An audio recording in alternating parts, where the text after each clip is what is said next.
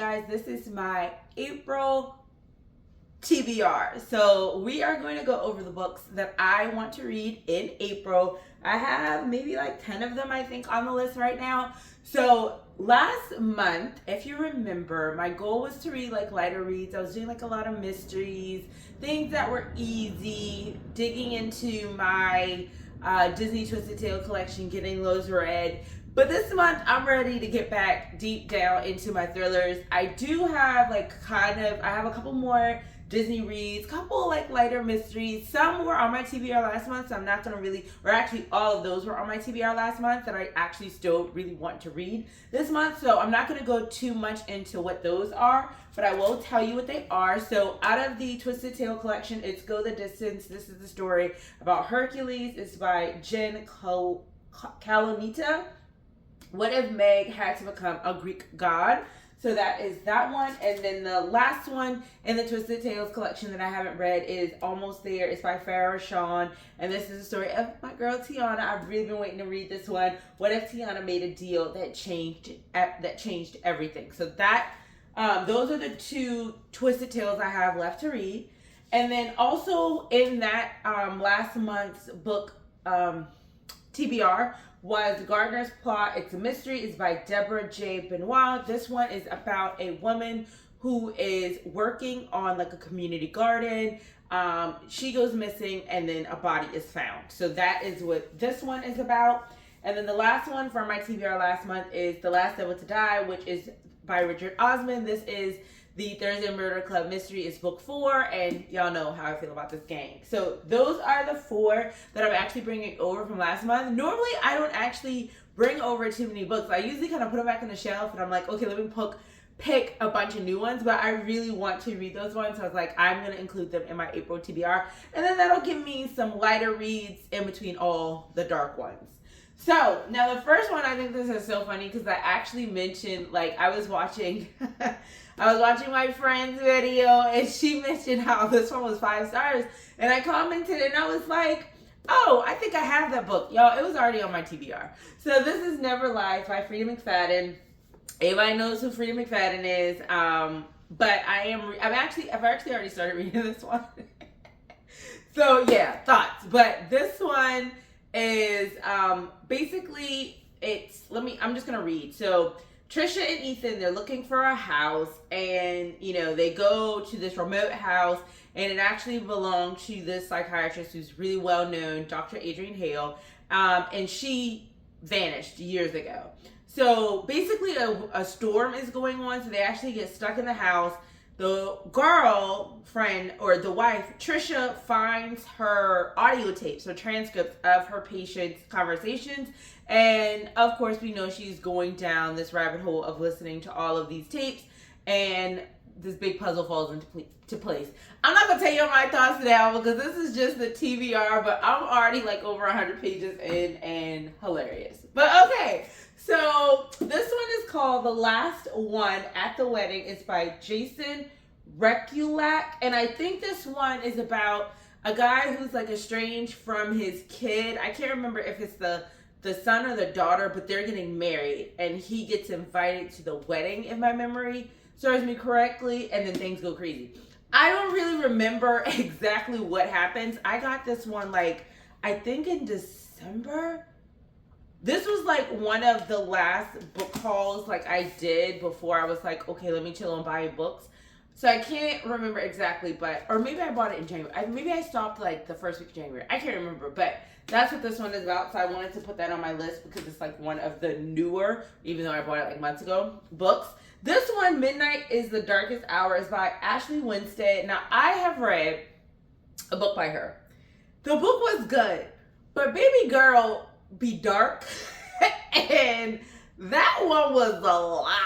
And though it was really good, it was really triggering. So I will say, just based off of all the books, of course, the mysteries, no triggers there that I know of so far. Anything, they're light work. That was what all last month was about. Their light reads.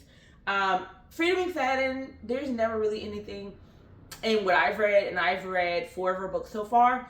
So I'm gonna assume that's pretty light. And the friend that read that one she doesn't like anything heavy. So if she says it's not heavy, it's not heavy.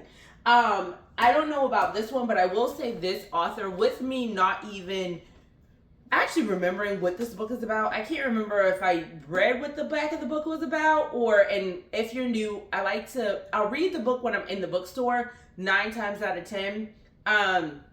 But after it's been sitting on my shelf, I don't reread it. The only reason I did this one is because I'm like actively reading it, so I already know what it's about.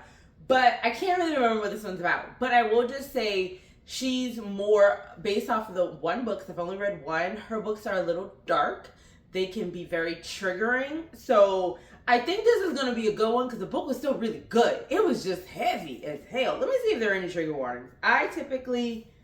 Y'all know the last time what happened. Well, if you watched like my February wrap up, I think it was, you know what happens when I ignore trigger warnings. Okay, this one does have content warnings, religious fundamentalism, which I will say there were a lot of they were trying to throw some religious things in there if my memory serves me correctly. Substance abuse, ableism, colonialism, familial violence, sexual violence, child abuse, murder. So I'm gonna say there wasn't actually familial violence. It just kind of made you think. But anyway, so her books can be really heavy. So I would definitely say that. And her books are typically really long like this. Well, okay, this one isn't really that long. This one is just... Okay, that's another book. So this one is actually only... Okay, it's 385 pages, so almost 400 pages. Her books are pretty lengthy, but like I said, they're really good. It's just a lot. This one is called The Hive. It's by Scarlett Braid. I have no idea what this is about. Revenge is best streamed live. Yeah, I don't know what this is about, but it looked good, and it's been on my list for a while. It looks like a really easy read. Like the chapters don't look super long. I will say, Ashley Winstead, her books are long, but the chapters do typically go by pretty fast. But this one, I really can't remember too much of what this is about. But I remember getting it and I was excited. Now, One Big Happy Family by Jamie Day, except they're not. We always like when you throw that in there. I read his book, Block Party, and I really, really enjoyed it. This one, his writing does have some triggers. Let's see if they actually put them in here. Okay, they don't list any trigger warnings, but I do know the other book had like abuse, essay, inappropriate age relationships with were they? Yes, they were underage. They were underage, so stuff like that. So once again, there are things that are triggering in this author's book. I don't know how deep it will be, but of course in my reading wrap-ups for the month, I'll tell you like how detailed it is and stuff like that. But his writing is really good. I think it's a guy, so I'll say their writing is really good because I don't really know. But yeah, I was really excited when this one was coming out, but I just hadn't gotten to it yet. And then this one is Someone in the Attic. It's by Andrea Mara. I've already started reading this one too. This gives you horror movie vibes. I'm gonna say already though, and it's like, this ain't the wrap up, but why are people so stupid? Like, oh my gosh. So basically, this book, there is a friend. So it's about this friend group, kind of sort of friend group. They're friends growing up. They kind of got distance, had some fights. But anyway, the story opens with someone being taken out. So it jumps into the action very quickly.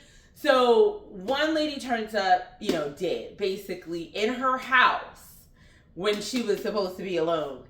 And then the friend of that person, before they know that that person has been murdered or that person has died, because they don't actually know that the person was murdered. They know that the person has died.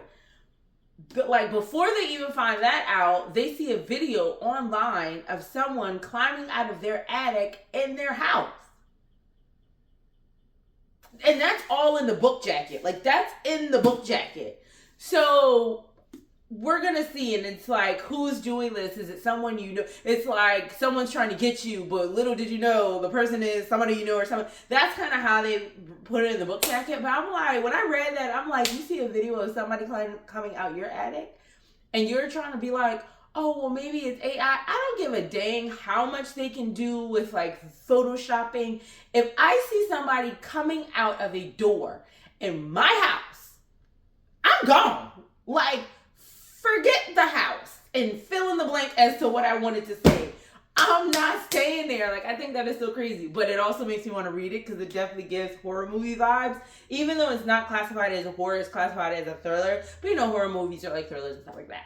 So anyway, those are the 2, 4, 6, 8, 10 books. I was right. 10 books that I have on my TBR this month. Let me know if you have read any of these, what your thoughts are. I look forward to y'all already know I'm already excited to give you my like thoughts on books. So I look forward to telling you what I thought about these books in the April wrap up. Thank you so much for those of you who are new here for coming to my channel. I appreciate you. Those who keep returning, thank you so much. My name is Sho'Shanna, and I'll see you in the next one.